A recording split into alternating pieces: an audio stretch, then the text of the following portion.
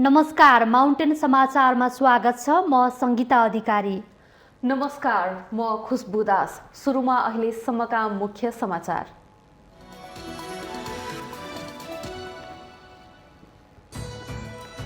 ओली र माधव नेपाल आफ्नो शक्ति बलियो बनाउने रणनीतिमा नेतृत्वको हस्तान्तरण माग गर्नुपर्ने युवा नेताहरू शीर्ष नेताको चाकडीमा। डोरो बाँधेर र जनै फेरेर मनाइयो जनै पूर्णिमा। पहाडमा पुरोहितबाट रक्षाबन्ध बाँध्दा तराई क्षेत्रमा दिदी बहिनीले दाजुभाइलाई बाँधे राखी। कोरोनाको जोखिम कामै रहँदा मौसमी फ्लूका बिरामी समेत बढे। कोरोनाको त्रासमा बिरामीमा मनोवैज्ञानिक चिन्ता, उच्च सतर्कता अपनाउन आग्रह। कर्णालीमा मुख्यमन्त्रीले हेलिकप्टर चढेर भ्रमण गरिरहँदा जनता भने यातायातको अभावमा अस्पताल जान गाडी नपाउँदा बाटोमै ज्यान गुमाउँदै।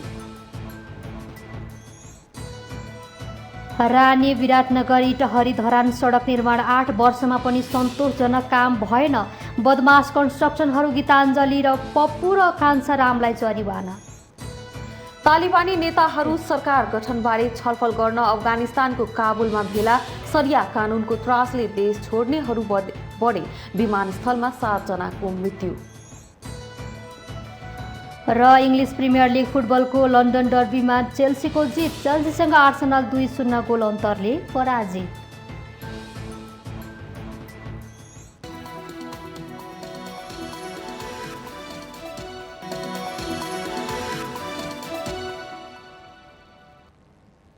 अब समाचार विस्तारमा। राजनीतिक दलहरूभित्र पटक पटक पुस्तान्तरणको कुरा चल्छ। दोस्रो र तेस्रो तहका नेताहरूप्रति आकर्षण नभएको पनि होइन, तर पार्टी र देशको सङ्कट मोचन गर्ने विषयमा युवा नेताहरूको भूमिका निराशाजनक देखिएको छ। उनीहरूले शीर्ष नेताहरूको वरिपरि नै चक्कर लगाइरहेका छन्। पछिल्लो समय नेकपा एमालेको तेस्रो धारका नेता यसको गतिलो उदाहरण हुन्। पार्टी जोगाउन नसकेका एमालेका तेस्रो धारका नेताहरूले फुटिसकेको पार्टीलाई मिलाउने भन्दै अड्डी कसिरहेका छन्, जसको औचित्य समेत देखिँदैन। मुलुकमा हरेक पार्टीभित्र नेतृत्व पुस्तान्तरणको कुरा चलेको लामो समय भइसक्यो, तर दोस्रो पुस्ताका नेताहरूको राजनीतिक धरातल निकै कमजोर छ। उनीहरूलाई गुटको नेताको भक्ति गर्ने बानी लागिसकेको छ। आफ्ना पार्टीका नेता बीच विवाद बल्झदै जाँदा कि मिल कि पार्टी छोड भन्ने आँट देखाउन सक्दैनन्। हरेक पार्टीभित्र दोस्रो पुस्ताका नेताहरू आफै अलमलमा छन्। उनीहरूको दोहोरो भूमिकाले सिङ्गो राजनीति झन गिजोलिएको मात्र छैन, दोस्रो तहका नेताहरूको राजनीतिक भविष्यमाथि समेत बादल मडारिएको देखिन्छ। यसको उदाहरणका रूपमा अहिले नेकपा एमालेको तेस्रो धारका नेताहरूको भूमिका हेरे पुग्छ। पार्टी विभाजन रोक्न सकेनन्, तर फुटिसकेको एमालेलाई एकताका लागि दबाब दिने भनेर नेताहरूलाई अल्टिमेटम दिइरहेका छन्, जुन अल्टिमेटम आफैमा हास्यास्पद छ। पार्टी विभाजन रोक्न असफल भएका एमालेका तेस्रो धारका नेताहरूले पार्टी एकताका लागि 4 दिने समय सीमा तोकेर दबाव सिर्जना गरिरहेका छन्। 10 बुँदे सहमति गर्न संलग्न नेता सहित नेपालको साथ छोडेका 57 जना केन्द्रीय सदस्य र सांसदले शुक्रबार पार्टी अध्यक्ष केपी शर्मा ओली र प्रस्तावित नेकपा एकीकृत समाजवादीका अध्यक्ष माधव कुमार नेपालमाथि समय सीमा तोकेर दबाब दिएका छन्। उनीहरू आफै कुन नेताको पछि लाग्ने भन्ने निर्णय गर्न सकिरहेका छैनन्, तर जता गए पनि दोस्रो र तेस्रो तहका नेताहरूले समस्या सृजना गर्ने र गुट बनाउने बाहेक अरू अपेक्षा गर्न सक्ने अवस्था छैन। पार्टी एकता गर्छौं भन्दै हौसिएका एमालेका दोस्रो तहका नेताहरूमा न पार्टी मिलाउन सक्ने हैसियत देखिन्छ, न देशको नेतृत्व गर्न सक्ने हैसियत छ। उनीहरू अमुख नेताको बुई चढेर मात्र राजनीतिक भविष्य जोगाउन सक्ने अवस्थामा छन्। शीर्ष नेताको चाकरी चाप्लुसी गरेर पार्टीभित्र र सरकारमा पद खोज्ने दोस्रो तहका नेताहरूप्रति जनतामा समेत खास आकर्षण देखिँदैन। उनीहरूकै कारण एमालेको राजनीति थप गिजोलिएको छ। आफ्नो स्वार्थ सिद्ध गर्न एमालेका नेताहरू कुन पक्ष बलियो हुन्छ त्यतै लाग्ने दाउमा लागेका छन्। त्यसैले नेपालको प्रसङ्गमा नयाँ पुस्तालाई नेतृत्व हस्तान्तरणको प्रस्ताव र प्रसङ्ग पटक पटक उठ्दा पनि नयाँ पुस्ता नै यसप्रति उदासीन र बेखबर जस्तै बनेको छ। नयाँ पुस्ता आफै आफूप्रति विश्वस्त छैन। उनीहरूमा दरिलो आँट नभएकै कारण पार्टीहरू दशकौंदेखि मुठ्ठीभरका नेताहरूको कब्जामा छ। यो नै आश्चर्यको विषय हो। देश सङ्कटमा परेको बेला, सिङ्गो राजनीति सङ्कटमा परेको बेला पदीय भागबण्डा दोस्रो तहका नेताहरूको प्राथमिकतामा पर्नु देशकै दुर्भाग्य हो। पार्टीको नेतृत्वलाई नागरिकका पीडामा केन्द्रित हुन दबाब दिन दोस्रो पुस्ताले हस्तक्षेपकारी भूमिका खेल्नु पर्नेमा आफ्नो दुनो सोझ्याइरहेका छन्। त्यसैले दोस्रो पुस्ता गतिहीन र अत्यन्तै निरीह बनेको छ भन्दा फरक पर्दैन। उमेर, जोश, जागरका हिसाबले पार्टी राजनीतिलाई काँध थाप्नु पर्ने बेला शीर्ष नेताको वरिपरि नै फन्को लगाइरहेका छन्। देश र नागरिकले आशा गरेका धेरै अनुहार एमालेमा छन्। एमालेको दुर्भाग्य भन्नुपर्छ ओली पक्षका नेताहरू सुभाष नेमुवाङ, विष्णु पौडेल, प्रदीप गेवाली, शङ्कर पोखरेल र विष्णु रिमाल तथा नेपाल पक्षका भीम रावल, घनश्याम भुषाल, गोकर्ण बिष्ट, सुरेन्द्र पाण्डे र रघुजी पन्त लगायतका नेताहरू पार्टी एकताका लागि महिनौदेखि छलफलमा छन्। उपलब्धि केही देखिँदैन। उनीहरूले शीर्ष नेताहरूलाई गोलबद्ध गर्न सकेनन्। पार्टी फुटिसक्यो तर गुटकै जय जयकार गरिरहेका छन्। गुटलाई नै हतियार बनाएर आफ्नो भविष्य सुरक्षित गर्न उद्यत भएका छन्। यसबाहेक काङ्ग्रेसमा पनि देउबाको विकल्प दिन सक्ने नेता देखिँदैन। सधैँभरि चर्का कुरा गर्ने गगन थापा लगायतका नेताहरू निर्णय लिने बेला मुख खोल्न सक्दैनन्। अरू नेताहरूको हविगत पनि यस्तै छ। नेकपा माओवादीमा त 30 वर्षदेखि अध्यक्ष प्रचण्डकै फेर समातेर राजनीतिक भविष्य देख्ने दोस्रो पुस्ताका नेताहरूको जत्था मात्रै छ। माओवादी नेतृत्व हस्तान्तरण गर्ने पार्टीका रूपमा स्थापित हुन सकेको छैन। उसबाट धेरै आशा गर्ने कुरै भएन। त्यसैले देश र नागरिकप्रति समर्पित भएर काम गर्न सक्ने नयाँ पुस्ताका नेताहरूको खाँचो दिनानुदिन बढ्दै गएको छ। अब एउटा गुटमा रमाउँदै बस्ने कि देश र नागरिकको आशा भरोसाको पात्र बन्ने भनेर दोस्रो पुस्ताका नेताहरूले सोच्ने बेला भएको छ। शीर्ष नेताको गुटको डम्फु बजाउँदै व्यक्तिगत फाइदाका लागि निरीह बन्ने दोस्रो र तेस्रो तहका नेताहरूले देशलाई गतिहीन बनाउँदैछन्। यो नै नेपाली राजनीतिको सबैभन्दा निराश लाग्दो पक्ष हो। यस विषयमा सबैले समयमै होसियार हुन जरुरी छ। माउन्टेन टेलिभिजन एसडी राजनीतिक ब्युरो। हिजो जनै पूर्णिमा। यस दिनलाई रक्षाबन्धनसँगै खानपानका हिसाबले पनि विशेष दिनका रूपमा लिइन्छ। यस दिनको विशेष परिकार हो क्वाटी। नेवार समुदायबाट सुरु भएको क्वाटी अहिले अरू समुदायको भान्सामा पनि लोकप्रिय भएको छ। वर्षमा रुजेको शरीरमा ताप र पोषण दिने भएकोले पनि क्वाटीलाई लाभकारी मानिन्छ। नेपाल भाषामा क्वातीको शाब्दिक अर्थ क्वा भनेको तातो परिकार, ती भनेको झोल। त्यसैले क्वाती भनेको झोलिलो परिकार हो। खाद्य परिकारका रूपमा क्वातीले कहिलेदेखि ठाउँ पायो यकिन गर्न सकिन्न। तर परापूर्व कालदेखि काठमाडौँ उपत्यका र वरपरका ठाउँबाट क्वाती पिउन थालिएको मानिन्छ। नेवार समुदायमा विशेष गरी श्रावण शुक्ल पक्ष पूर्णिमाको दिन क्वाती पिउने चलन छ। श्रावण शुक्ल पूर्णिमाकै दिन क्वाती लगायत चामलबाट बनेका खाद्य परिकार भ्यागुतालाई खुवाउँदा भ्यागुताले धानबालीको रक्षा गर्छ भन्ने विश्वास पनि नेवार समुदायमा पाइन्छ। समयअनुसार चाडपर्व तथा थरीथरीका परिकार बनाएर खान सिकेका नेवार समुदायको क्वाती खाने चलन अहिले अन्य समुदायमा पनि लोकप्रिय छ। यस्तै ज्वानोलाई तेलमा डढाई क्वातीमा राखेर पिउँदा सुत्केरीलाई त झन् धेरै नै फाइदा हुन्छ भन्ने मान्यता पनि पाइन्छ। यसर्थ हरियो टुसा पलाएको गेडागुडीलाई विशेष गरी झोल तरकारीको रूपमा पकाएर खाँदा क्वाती स्वास्थ्यका लागि निकै राम्रो रहेको स्वास्थ्य विशेषज्ञ बताउँछन्। अब खास गरी चाहिँ अब यस्तो छ, क्वाटी भनेको चाहिँ विभिन्न गेडागुडीहरू मिसाएर अब बनाउने खाने चलन छ हैन। यो पक्कै पनि अब हाई प्रोटिनहरू प्रशस्त हुन्छ। यसले शरीरलाई शक्ति दिन्छ, रोगसँग लड्ने क्षमता बढाउँछ। मलाई जहाँसम्म लाग्छ अहिले अब कोरोनाले जुन एउटा समस्याहरू ल्याइरहेछ त्यसमा डाक्टरहरूले जहिले पनि अलिकति रोग प्रतिरोधक क्षमता चाहिँ बढाउने खालको खानेकुरा खाऊ भन्ने गरिरहेको अवस्था होला। क्वातीमा सम्भव भएसम्म 9 प्रकारका गेडागुडी प्रयोग गरिन्छ। मुङ, मास, भटमास, सानो केराउ, मस्याङ, चना, सिमी, बोडी र बकुलो लगायतका गेडागुडी क्वाती बनाउन प्रयोग हुन्छन्। कतिपय ठाउँमा क्वातीसँगै पिठोको रोटी समेत खाने चलन छ। श्रावण शुक्ल पूर्णिमाको खानपानमा रोटी समावेश हुने भएकाले यसलाई नेवार समुदायमा छुचुया नख पनि भनिन्छ। रोपाई सकेपछि शरीरलाई चाहिने पोषण र तागतका लागि क्वाती पिउने चलन सुरु भएको मानिन्छ। क्वाटी भनेको त्यो मिश्रण गरिएको गेडागुडीको नेवारी नाम चाहिँ क्वाटी हो। त्यो खाने प्रचलन छ। यसले शरीरलाई ऊर्जा दिन्छ।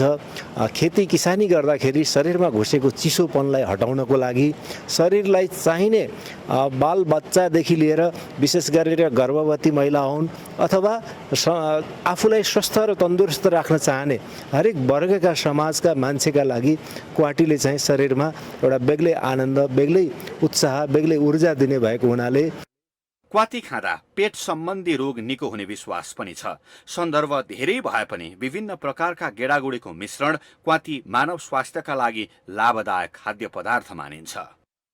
आदरणीय दर्शकवृन्द, कसैलाई मिठो लागेर क्वाटी धेरै पनि खाने चलन छ। हामी सबैलाई थाहा नै छ क्वाटीले धेरै नै प्रोटिन दिन्छ।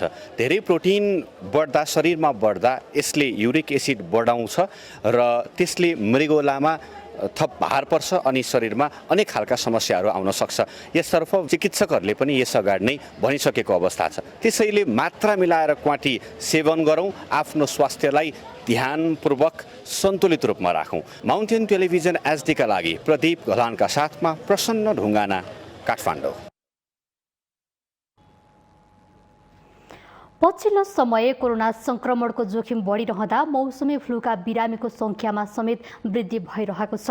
अस्पतालमा उपचारका लागि आउने बिरामीहरूमा मौसमी फ्लूका लक्षणहरू धेरै देखा परेको उपचारमा संलग्न चिकित्सकहरूले बताएका छन्। कोरोना त्रासका बीच मौसमी फ्लूका बिरामी बढ्न यसले बिरामी मनोवैज्ञानिक चिन्ता समेत थपिदिएको देखिन्छ। शुक्रराज ट्रपिकल तथा सर्वरोग अस्पताल टेकु लगायत उपत्यकाका अधिकांश अस्पतालहरूमा पछिल्लो केही दिनदेखि मौसमी फ्लूका बिरामी बढ्न थालेका छन्। कोरोना संक्रमण दर बढिरहेका बेला मौसमी फ्लूका बिरामीहरूको समेत चाप अस्पतालमा देखिन थालेको हो। कोरोना लक्षणसँग मिल्दाजुल्दा लक्षण मौसमी फ्लूमा पनि देखिनेहरू कोरोनाकै त्रासले अस्पताल आउन थालेको डाक्टरहरूको भनाइ छ। शुक्रराज ट्रपिकल तथा सर्वरोग अस्पतालका सर्वरोग विशेषज्ञ डाक्टर शेरबहादुर पुन कोरोनाका लक्षण र फ्लूका लक्षण उस्तै देखिने हुँदा बिरामीहरू घरमै नै सामान्य उपचारपछि निको हुने भए पनि त्रासका कारण अस्पतालले आउनु गरेको बताउनुहुन्छ। पछिल्लो 4-5 हप्तामा फ्लूका बिरामी बढेका छन् र फ्लूका बिरामीको जुन एउटा लक्षण छ त्यो कोरोना भाइरससँग धेरै मिल्दोजुल्दो भएको हुनाले उनीहरूले एक प्रकारको तनाव लिइरहेको अवस्था छ र उहाँहरूलाई तनाव मात्र होइन कि इभन डक्टरहरूको लागि पनि त्यो लक्षणहरू धेरै कुराहरू मिल्दोजुल्दो हुँदाखेरि चाहिँ किन भन्दाखेरि त्यसको उपचार र परामर्श फरक छ कोरोना र फ्लूको। त्यो कारणले गर्दाखेरि पनि अलिकति चुनौती थपेको देखिन्छ र पक्कै पनि गएको पछिल्लो 2 हप्तामा चाहिँ धेरै मान्छेहरू सङ्क्रमित भएको चाहिँ पाइन्छ। पछिल्लो समयमा उपत्यकाका सबैजसो अस्पतालमा मौसमी फ्लूका बिरामी आउने गरेका छन्। विशेष गरी बालबालिका तथा किशोर किशोरीमा यसको समस्या देखिन थालेको छ, जसले श्वास प्रश्वासमा समस्या देखिएको बालरोग विशेषज्ञ डाक्टर धर्मागत भट्टराई बताउनुहुन्छ। हालका केही हप्तामा बालबालिका तथा किशोर किशोरीमा रुगा खोकी मौसमी फ्लूका संख्याहरू बढेको देखिन्छ। राजधानीमा मात्रै होइन कि चितवन लगायतका थुप्रै मुख्य शहरहरूमा र जिल्ला अस्पतालमा पनि मौसमी फ्लूका केसहरू बढेको समाचारहरू आइरहेको छ। भारत, अमेरिका लगायत देशहरूमा पनि बच्चामा मौसमी फ्लूको केसहरू बढेको र यो केही मात्रामा अस्पताल भर्ना हुने रेट पनि बढाएको देखिएका समाचारहरू छन्। यस्तो बेलामा विभिन्न कुराहरूले यसमा भूमिका खेलेको हुन सक्छ। कोभिडको बेलामा हामीले गरेको लकडाउन, त्यस पछाडि लकडाउन खुकुलो भइसकेपछि भौतिक दूरीमा आएका कमीहरू, त्यसले यसको श्वास प्रश्वासबाट सर्ने रोगहरू बढाएको हुन सक्छ। मौसमी फ्लू कोरोना संक्रमणको तुलनामा छिटो संक्रामक हुन्छ। कोरोना भाइरस 5 दिनदेखि 10 दिनभित्र अन्यमा संक्रमित हुन्छ भने फ्लू 4 दिनमै फैलिन सक्ने हुन्छ। त्यसकारण मौसमी फ्लूमा विशेष ख्याल गर्नु आवश्यक छ। तातो झोलिलो पदार्थ प्रशस्त मात्रामा सेवन गर्ने, खोक्दा हाछ्यौ गर्दा हातले नाक मुख छोप्ने, व्यक्तिगत सरसफाइमा ध्यान दिने गर्नाले पनि मौसमी फ्लूबाट बच्न सकिने चिकित्सकहरू सुझाव छन्। साथै मौसमी फ्लूको खोप समेत पाइने हुनाले खोप लगाउन पनि चिकित्सकहरूले सुझाएका छन्। माउन्टेन टेलिभिजन एचडीका लागि क्यामेरामा विक्रम साकीका साथमा संगीता अधिकारी, काठमाडौँ। कर्णाली सरकारका मुख्यमन्त्री महेन्द्र बहादुर शाहीको हेलिकप्टर मोह यति बेला प्रदेशभर चर्चाको विषय बन्न थालेको छ। गरिब प्रदेशको उपमा पाएको कर्णालीको सरकारका नेतृत्वकर्ता भने झिना मसिना कामका लागि पनि हेलिकप्टरमा यात्रा गर्न रुचाउँछन्। तर जनता भने यातायातको अभावमा उपचार गर्न जान नपाउँदा मरिरहेका छन्। नेताहरू जनताले तिरेको करमा हेलिकप्टर चढेर मस्ती गरिरहेका छन् भने अर्कोतर्फ तिनै कर तिर्ने जनता भने यातायातको अभावमा समयमै उपचार नपाउँदा मरिरहने कहिलेसम्म। रुकुम 8-20 कोट नगरपालिका 9 की 28 वर्षीय धर्मकुमारी बटालाको स्वास्थ्य उपचारका लागि नेपालगञ्ज आउँदै गर्दा बसको सीटमै निधन भयो। उनको समयमै उपचार हुन नसक्दा बाटोमै मृत्यु भयो। तर त्योसँग जोडिएको अर्को कहाली लाग्दो दृश्य थियो उनको काखमा रहेको 32 महिने दुधे बालक किरणको। मृतक आमा र उनको काखमा रोई कराई गरेको बालकको तस्बिर पछिल्लो समय सामाजिक सञ्जालमा निकै भाइरल बन्यो र सबैको मन छुन पुग्यो। जुन तस्बिर सोही बसमा यात्रारत एक यात्रुले खिचेका थिए। नेपालगञ्जमा रहेका श्रीमानलाई आफू बिरामी भएको खबर सुनाएपछि श्रीमानले गाउँकै मेडिकलमा उपचार गर्न सुझाए। तर उनलाई निको नभएपछि छोरा लिएर नेपालगञ्जमै आऊ उपचार गरौला भने पनि राडीबाट रात्रि बसमा उनी काखे बालक सहित नेपालगञ्ज झरेकी थिइन्। तर उनी आफू यात्रारत बसको सीटमा नै अन्तिम सास फेर्न पुगिन्। रोइरहेको बच्चालाई भुलाउन धेरै यात्रुले उनलाई पालै पालो समाते पनि नमानेपछि मृतक आमा धर्मकुमारी बटालाको काखमा बच्चालाई राख्न बाध्य भए। यो त भयो पछिल्लो एक कारुणिक दृष्टान्त। यस्ता कैयन घटना छन् जुन सामान्य उपचार समयमै पाउन नसक्दा अमूल्य जीवन खेर फाल्न बाध्य छन्। तर वर्षौंदेखि परिवर्तनको नारा लगाउनेहरू, जनमुक्तिको नामबाटै बनेका नयाँ धनाढ्यहरू, सुखी समृद्ध नेपाल र नेपालीको नारा भट्ट्याउँदै देश लुट्न मस्त डोनरका एजेन्डाहरूसम्म यो तस्बिर पुगे कि पुगेन होला। कागजमै योजना र कार्यान्वयन सम्पन्न भइसकेको प्रतिवेदन प्रस्तुत गरेर नथाक्ने सरकारी गैर सरकारी विकासे विज्ञहरू, विकासको विकेन्द्रीकरण र स्वशासित स्थानीय तहका बेरोजु बादशाहहरू, जता हिड्यो उतै भेटिने 3 तहका सरकारहरू बेला बेलामा देशलाई स्वर्ग बनाउँछु भन्दै सपना देखाउने चड्के नवबुद्धिधारीहरू र नागरिकको स्वास्थ्य मौलिक मानव अधिकार भनेर नथाक्नेहरूलाई यो तस्बिर देखेर लाज र आत्मग्लानी भयो कि भएन होला। जसले जति आत्मरति रटे पनि यो तस्बिरको ऐना एकपटक राम्रोसँग हेर्दा सत्ता, सरकार, राजनीति, सुशासन, लोकतन्त्र, मानव अधिकार, गरिबी, अनुदान, रोजगारी, परियोजना अनि सयौं वर्षदेखिको प्राप्त परिणाम सबै प्रष्ट देखिन्छ। तिनले कहिल्यै कर्णाली तथा दुर्गमका जनताको पीडा बुझ्ने प्रयत्न नै गरेनन्। बरु दुर्गममा दक्ष चिकित्सक पठाउने भन्दै सरकारी कोटामा स्वास्थ्य शिक्षा दिएर सरकारी रकमको दुरुपयोग गरिरहेका छन्। प्रत्येक जिल्ला सदरमुकाममा विज्ञ सहितको सुविधा सम्पन्न सरकारी अस्पताल बनाउन पहल कहिले गर्ने, देशमा पर्याप्त सरकारी मेडिकल कलेज स्थापना कहिले गर्ने, कहिलेसम्म निशुल्क उपचार दिने भन्दै गफ मात्रै छाटिरहने। उपचारको क्रममा शहर र राजधानी जाँदा जाँदै अझै कति धर्मकुमारीहरूले बसमा, डोलीमा, डोकोमा, हेलिकप्टरमा, पिठ्युमा अनि पैसा तिर्न नसकेर अस्पतालको गेटमा जीवन बलिदान दिनुपर्ने हो। यसरी पटक पटक धर्मकुमारीहरू उपचार नपाएर ज्यानको आहुति दिइरहन्छन् र लज्जा बोध नहुने नेताहरूले त्यसको विकल्प खोज्नुको साटो श्रद्धाञ्जली दिइरहन्छन्। गरिबको कोटामा आफ्नालाई कसरी पार्ने भन्नेमा ध्यान मात्रै होइन, त्यही कोटामा आफू हेलिकप्टर चार्टर गरेर निरीक्षण गर्न पुग्छन्। हुन त के गरिबी, के कर्णाली, के हुम्ला, के जुम्ला, जसको बोली बिक्छ, पहुँच छ, यो देश उसैका लागि स्वर्ग छ। एयर एम्बुलेन्स, सरकारी खर्च, विदेशको सुविधा सम्पन्न अस्पताल, जता जाँदा पनि हेलिकप्टरको सेवा सुविधा। तर गलत अर्थ नलागोस्, पहुँच विहीन धर्मकुमारी बटालाहरूका लागि यो देश पुस्तौंदेखि नर्क बनिरहेको यथार्थ हो। यदि धर्मकुमारीहरूको परिवार धनी हुन्थ्यो भने एम्बुलेन्सको व्यवस्था गर्थे होलान्। गाउँमै राम्रो अस्पताल भएको भए उनी बाँच्न सक्थिन् होला। त्यति मात्रै होइन, सडक मात्रै पनि पूर्ण कालो पत्रे भएको भए उनको श्रीमानको अनुहार हेरेर मर्ने चाहना पूरा हुन्थ्यो होला। तर विडम्बनाका साथ भन्नुपर्छ, कर्णालीको विकासको ठेक्का लिएका राजनीतिक ठेकेदारहरूलाई धर्मकुमारीको आत्माले सराप्नेछ। उनका 7 वर्षीय छोरी र माउन्टेन समाचारमा पालो भएको छ विश्रामको।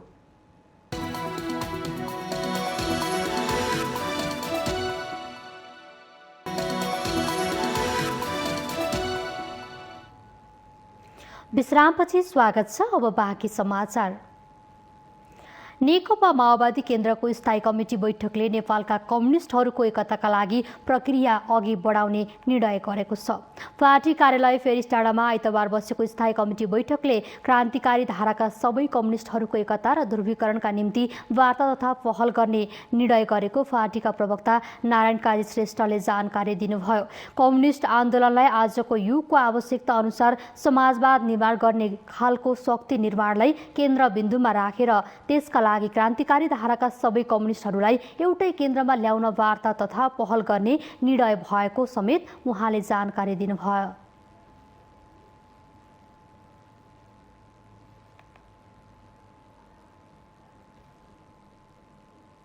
हाम्रो पार्टीलाई व्यवस्थित गर्ने, विधिसम्मत ढङ्गले संस्थागत ढङ्गले परिचालन गर्ने र यसको क्रान्तिकारी रूपान्तरण गर्ने कुरालाई केन्द्रबिन्दुमा राख्दै अरू सबै कम्युनिस्ट क्रान्तिकारी शक्तिहरूसँग पनि एकता र ध्रुवीकरणको निम्ति वार्ता गर्न, पहल गर्न, आवश्यक प्रक्रिया अगाडि बढाउने पनि निर्णय गरेको छ। प्रवक्ता श्रेष्ठले माधव नेपाल नेतृत्वको नेकपा एकीकृत समाजवादी पार्टी दर्ता सम्पन्न भएको केही दिनमै सरकारले पूर्णता पाउने बताउनुभयो।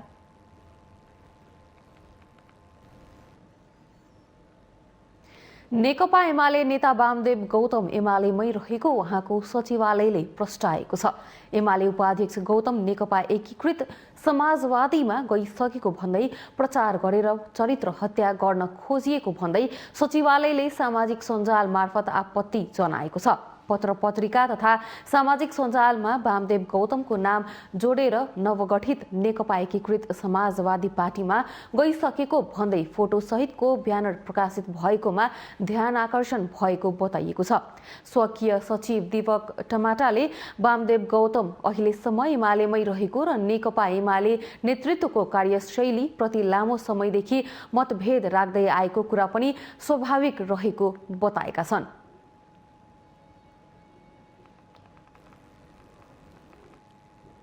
नेकपा एमाले लुम्बिनी प्रदेश सभाका सांसदहरू अजय साई र विमला कुमारी खत्री ओलीलाई पदमुक्त नगरेसम्म संसद चल्न नदिने बताएको छ।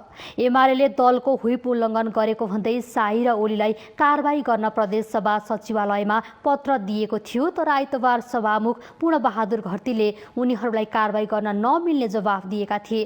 त्यसपछि पत्रकार सम्मेलन गरी एमाले संसदीय दलले सभामुखले संसदीय मूल्य मान्यता विपरीत स्वेच्छाचारी र निरङ्कुश व्यवहार देखाएको भन्दै सांसद शाही र ओलीलाई कारबाही नगरेसम्म संसद चल्न नदिने बताएको हो।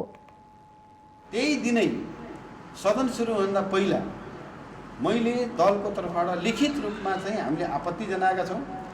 यो विमला खत्री ओली नेकपा एमालेको सांसद हो, त्यसो भएर त्यो कुर्सी एमालेको रोमा राखियोस्, उता राख्ने कुरा माओवादीको रोमा राख्ने कुरा त्यो बेठिक छ, त्यो मिल्दैन भनेर लिखित रूपमा मैले चाहिँ त्यसमा अब्जेक्सन जनाएको छु। त्यसमा चाहिँ अहिलेसम्म सचिवालयले कुनै क्रिया प्रतिक्रिया दिएको छैन। सभामुख न्यायाधीश बन्न खोजेको आरोप लगाउँदै राजीनामा नआएसम्म एमाले प्रदेश सभा चल्न नदिने बताएको छ। लुम्बिनी प्रदेश सभाका 2 सदस्यलाई सभामुखले पदमुक्तको सूचना जारी नगरेकोमा एमाले संसदीय दलले आपत्ति जनाएको हो।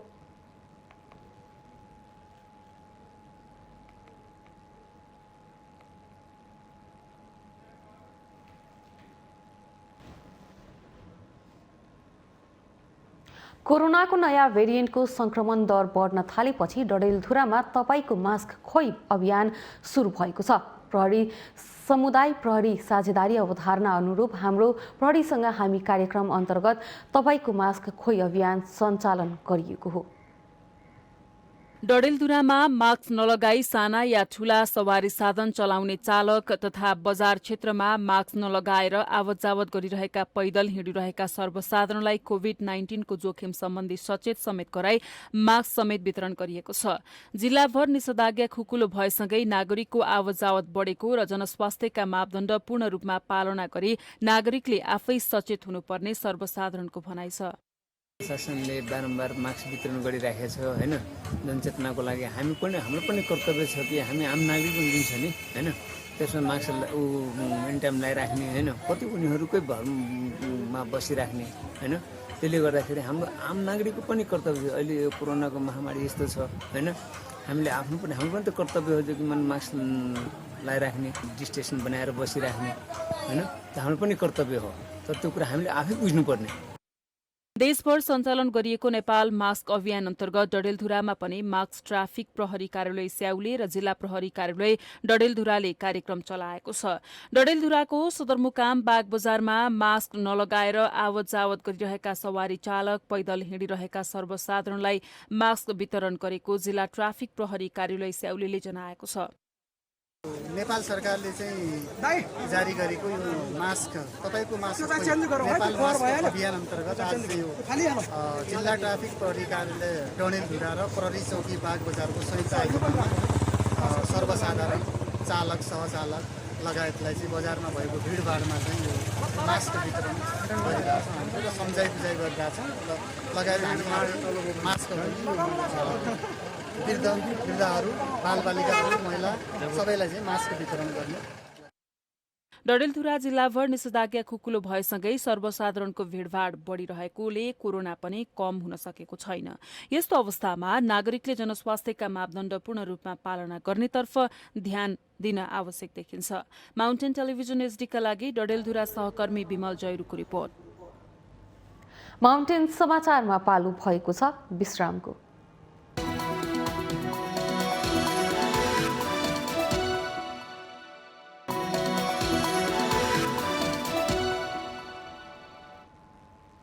विश्रामपछि स्वागत छ। अब बाँकी समाचार। नेपाल विद्युत प्राधिकरणको चरम लापरवाहीले गर्दा रूपन्देहीको एउटा विद्यालय जोखिममा परेको छ। प्राधिकरणको लापरवाहीले गर्दा विद्यालयको भवनको छत ढलान गर्ने क्रममा एक मजदुर समेत घाइते भए। विद्यालय सञ्चालन भए ठूलै दुर्घटना हुने जोखिम रहँदै आएको छ।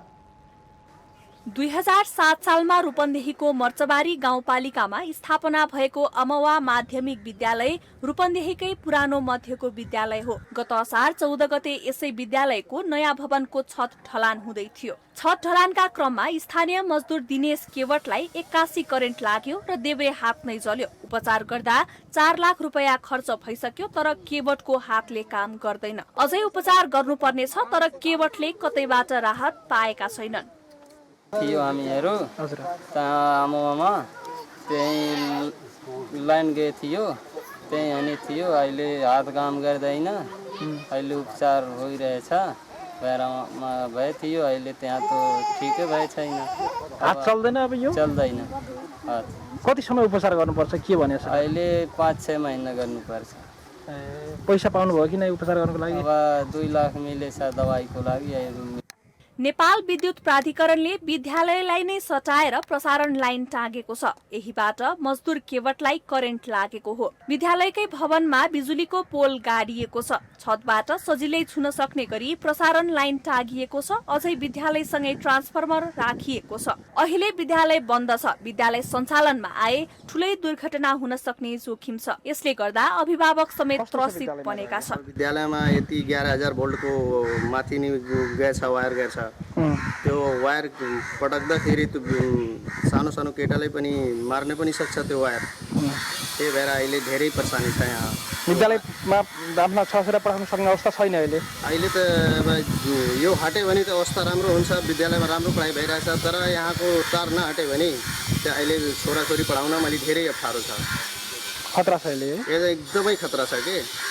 अमवा विद्यालयमा अहिले गाउँपालिकाको 46 लाखको बजेटमा 4 कोठे र राष्ट्रपति शैक्षिक सुधार योजनाको 18 लाख बजेटबाट 2 कोठे भवन बन्दैछ। यही भवन माथिबाट बिजुलीको लाइन टाँगिएको छ। तत्कालीन माओवादी सशस्त्र द्वन्द्वकालमा अन्यत्र सार्ने गरी विद्यालयको प्राङ्गण हुँदै विद्युत प्रसारणको लाइन टाँगियो। विद्यालयले पटक पटक पत्राचार गर्दा समेत नेपाल विद्युत प्राधिकरण भैरहवा शाखाले प्रसारण लाइन सार्नको लागि कुनै सुनुवाई गरेन।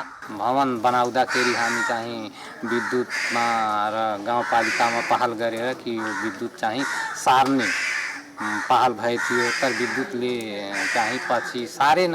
उसले चाहिँ प्लास्टिकको तार लगायो ऊ सक्सेस भएन, त्यसैले त्यो घटना पनि घट्यो।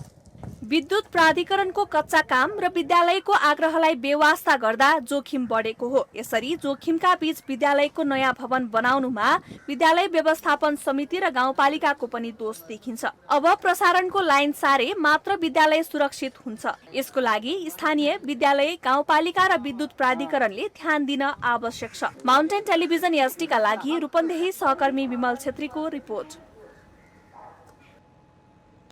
काठमाडौँमा आइतबार पनि कोभिड-19 विरुद्धको खोप लगाउने क्रम जारी रह्यो। शुक्रबारदेखि 40 वर्ष माथिका र परीक्षा प्रवेश पत्रको आधारमा कक्षा 11 र 12 का परीक्षार्थीलाई काठमाडौँका विभिन्न खोप केन्द्रबाट कोभिड-19 विरुद्धको खोप एस्ट्राजेनेका लगाउन सुरु गरिएको थियो। आइतबार पनि विद्यार्थीहरू तथा 40 वर्ष माथिका व्यक्तिहरू खोप लगाउनका लागि लामबद्ध भएका थिए।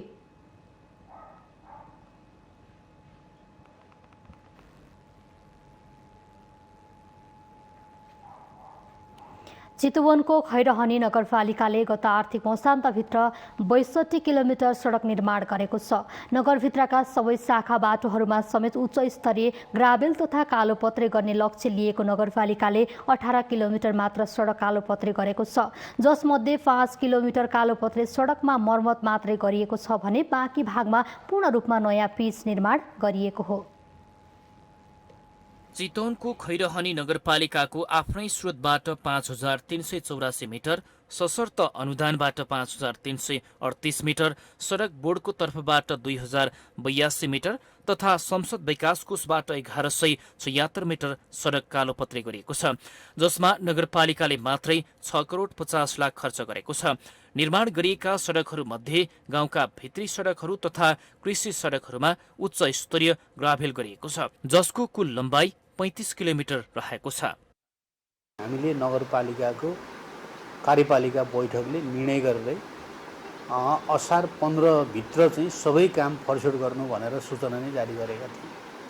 त्यसले गर्दाखेरि मलाई के लाग्छ भने सामान्य केही कुराहरू मात्रै, केही काम चाहिँ असार 15 पछि भएका छन्, होइन भने धेरै कार्यक्रमहरू, धेरै योजनाका कामहरू जेठको अन्तिम अथवा असारको 15 सम्ममा सकिएको छ। सडक निर्माण सँगसँगै वर्षाको पानीको उचित निकासका लागि पनि नगरले ध्यान दिएको छ, जस अन्तर्गत झण्डै 9 किलोमिटर नाला निर्माण गरिएको छ। सडक नाला मात्रै होइन, नगरपालिकाले पूर्वाधार निर्माणसँगै अन्य क्षेत्रमा पनि समानान्तर विकास गर्न खोजेको देखिएको छ, जस अनुसार 3138 मिटर पक्की सिँचाइ कुलो निर्माण गरिएको छ।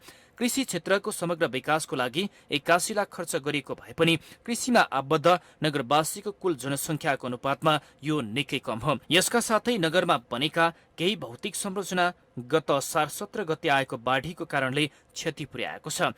केही बन्दै गरेका निर्माण संरचनामा समेत बाढीले क्षति पुर्याएको थियो। शीत भण्डारको र वडा कार्यालयको कम्पाउन्ड गरेर लगभग चाहिँ 30-35% वालहरू ढलेको अवस्था छ, क्षति पुगेको अवस्था छ र विभिन्न बाटाहरू, विभिन्न खोलाहरूलाई हामीले बाढीको उच्च जोखिममा राखेर हामीले तटबन्धन गरेका थियौँ। ती सबै ठाउँहरू अहिले बाढीले क्षतविक्षत बनाएको छ र ती ठाउँहरूमा अहिले हामी अवलोकन गर्नलाई पनि खाली खुट्टा हामी जानुपर्ने अवस्था रहेको छ। कार्य सम्पादन मूल्याङ्कनको आधारमा बागमती प्रदेश भर्नै प्रथम स्थान हासिल गर्न सफल यस नगरपालिकाले ठूलो रकम विकास निर्माणमा खर्चिने गरेको बताएको छ। जनप्रतिनिधिहरूले उत्कृष्ट काम भएको भनी दावी गरिरहे पनि असारे विकासको गुणस्तरीयतामा भने स्थानीयहरू सशङ्कित छन्। विकासको काम नभएको भन्न मिल्दैन हैन, विकास काम भएका छन्, पिच पनि भएका छन्, अब ग्राभेल पनि भएका छन्, तर आर्थिक वर्षको अन्तिम घडीमा यो कार्यक्रमहरू, विकासको निर्माण कार्यहरू हुने हुँदा अब कतिको क्वालिटी छ भन्ने विषयमा चाहिँ मलाई अब शङ्कै लागेको छ। असारे विकास यस नगरपालिकाको प्रमुख समस्या हो। पूर्वाधार निर्माण मात्र होइन, त्यसको संरक्षण पनि त्यत्तिकै आवश्यक छ। त्यसैले बर्खा लाग्न अघि नै काम सम्पन्न गराई त्यसको गुणस्तर तथा टिकाउमा पनि नगरपालिकाले ध्यान दिन जरुरी छ। माउन्टेन टेलिभिजन एचडीका लागि चितवन सहकर्मी दिलीप शर्माको रिपोर्ट। लगातार दोस्रो दिन नेपालमा कोरोना संक्रमित भन्दा निको हुने धेरै रहेका छन्। स्वास्थ्य मन्त्रालयको तथ्याङ्क अनुसार पछिल्लो 24 घण्टामा 1920 जनामा कोरोना भाइरस संक्रमण पुष्टि भएकोमा 2248 जना संक्रमण मुक्त भएका छन्। यसअघि शनिबार 2075 जनामा कोरोना संक्रमण पुष्टि भएको थियो।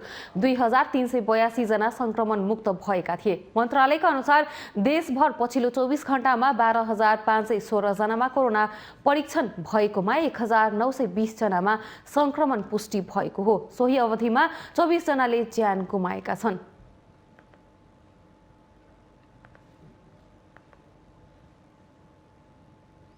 हामीसँग आर्थिक, अन्तर्राष्ट्रिय र खेल समाचार बाँकी नै छन्।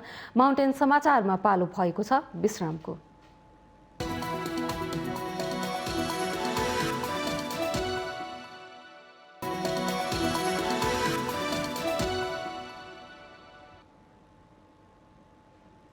विश्रामपछि स्वागत छ। अब आर्थिक समाचार।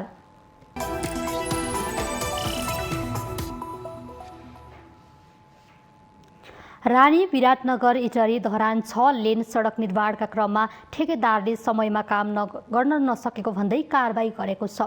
2069-70मा सम्झौता भई 2080 सालसम्म सक्नुपर्ने जिम्मेवारी पाएका निर्माण कम्पनीले लापरवाही गरेको भन्दै आयोजनाले कारबाही गरेको हो।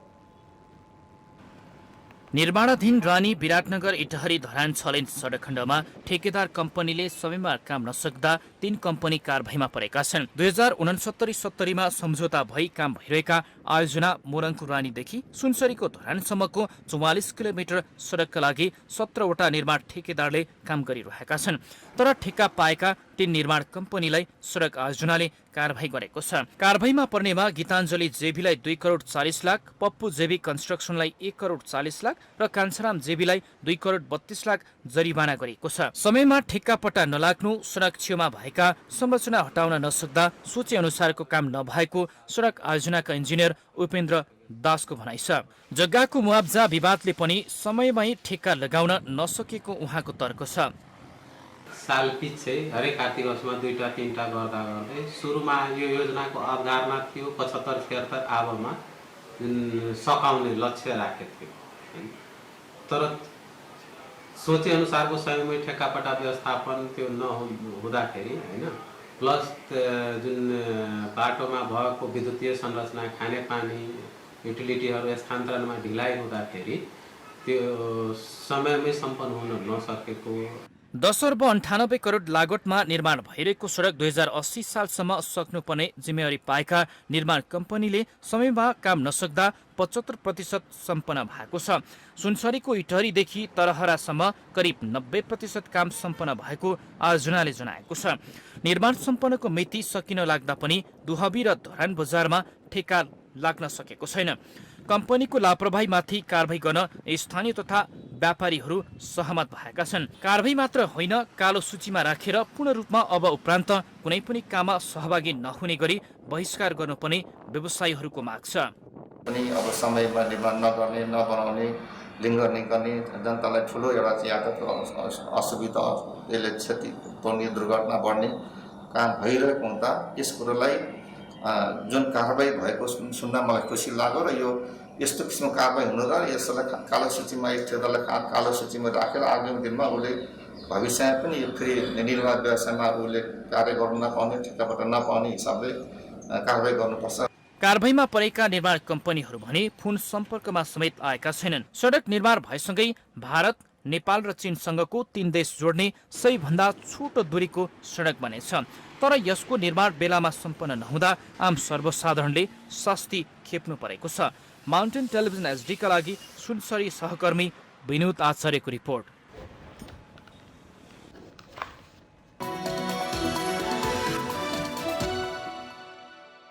यो सँगै हामी माउन्टेन समाचारको अन्त्यमा आइपुगेका छौँ। जाँदा जाँदै मुख्य समाचार पुनः एकपटक।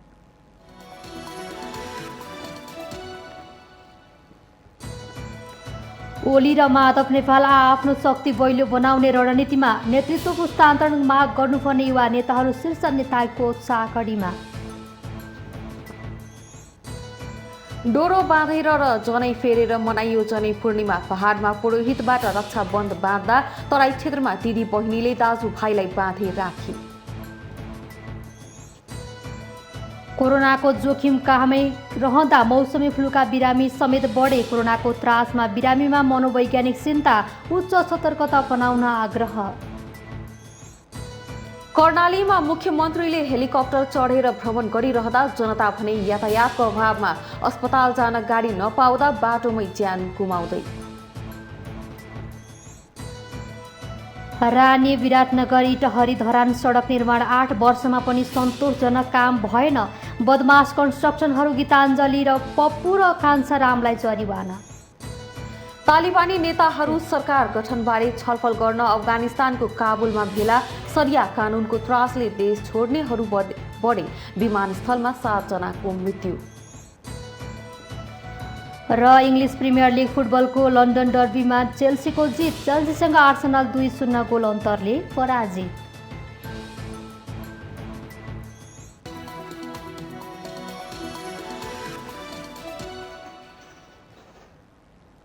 माउन्टेन समाचार अहिलेलाई सकियो। सत्य, तथ्य र निष्पक्ष समाचारका लागि हेर्दै रहनुहोला माउन्टेन टेलिभिजन HD।